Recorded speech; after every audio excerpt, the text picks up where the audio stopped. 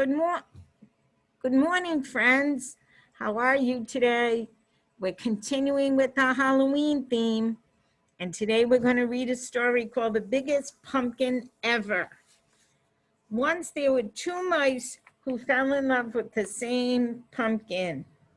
One, two mice.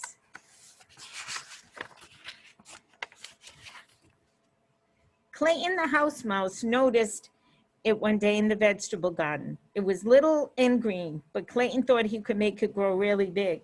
He might even get the pumpkin big enough to win the grand prize at the town hall pumpkin contest. So look at how little it was and how he's dreaming he's going to win a medal for the biggest pumpkin in the pumpkin contest. But Desmond, who was a field mouse, discovered the pumpkin the same day. He thought if he helped it grow, it would be the biggest jack-o'-lantern in the neighborhood. So he's looking to make a jack-o'-lantern, and Desmond is looking to win a prize.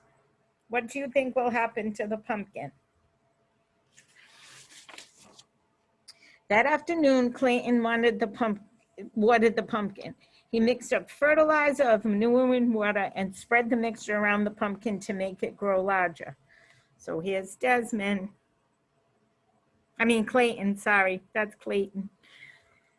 The same night, Desmond went into the garden. He watered the pumpkin too. He also spread manure mixed with water around it. So they did the same thing. They used the same mixture, water and manure.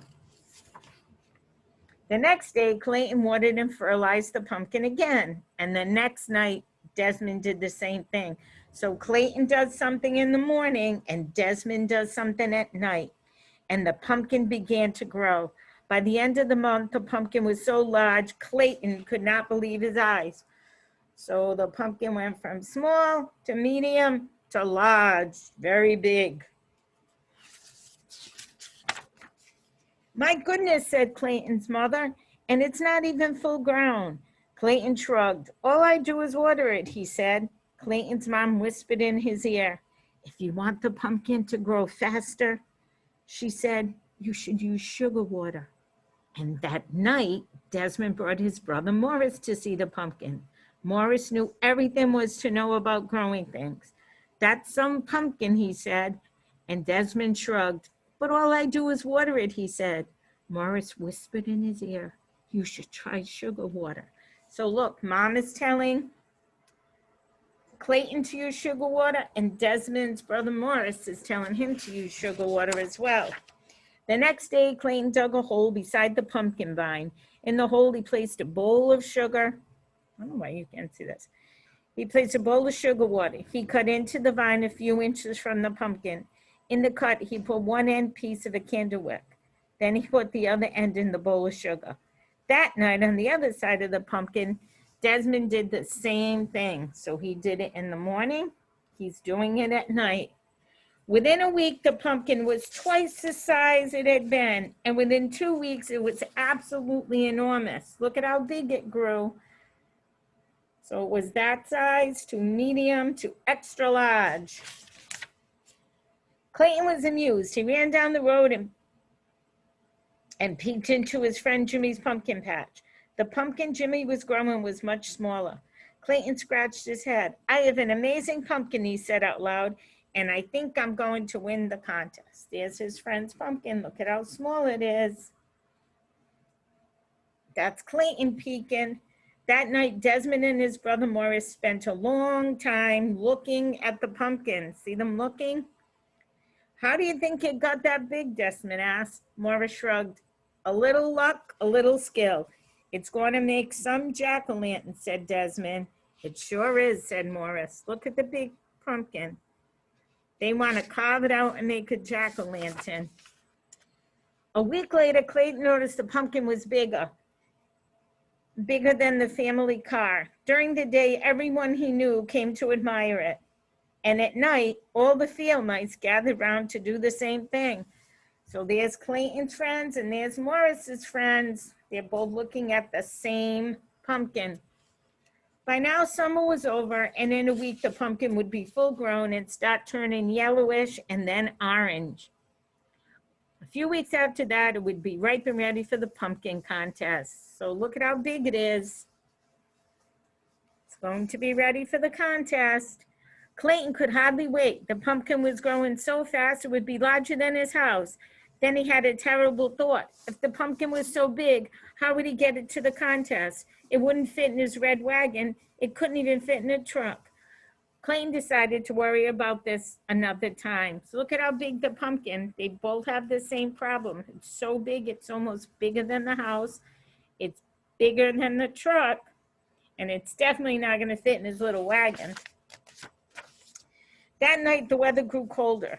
Thinking there might be a frost, Clayton rushed out to the pumpkin with his blanket. One was not enough. Soon he was rushing back and forth, carrying all the blankets from his house. As he worked, he hummed a little song, and as he hummed, he heard someone else singing. He also began to realize that someone else was covering the pumpkin with blankets. Who do you think it is? If Clayton's already doing the blankets, who's doing the other side? If you guess Morris Desmond, you're right. Desmond had seen the danger of an early frost too. He had brought blankets for the pumpkins. As soon as he worked, he sang a little song. And as he sang, he began realizing that someone was working and humming. So look, they're both doing the same thing, putting blankets on and singing and humming. Clayton stopped humming. He put down his pile of blankets and peered around the corner of the pumpkin. Desmond stopped singing and he put it down his blankets and he peered around the corner of the pumpkin. Now they're both looking. The two of them bumped heads. Boom! You've been feeding the pumpkin, said Clayton. You've been feeding the pumpkin, said Desmond. That's why it's so big, said Clayton. That's why it's so big, said Desmond. And they burst out laughing.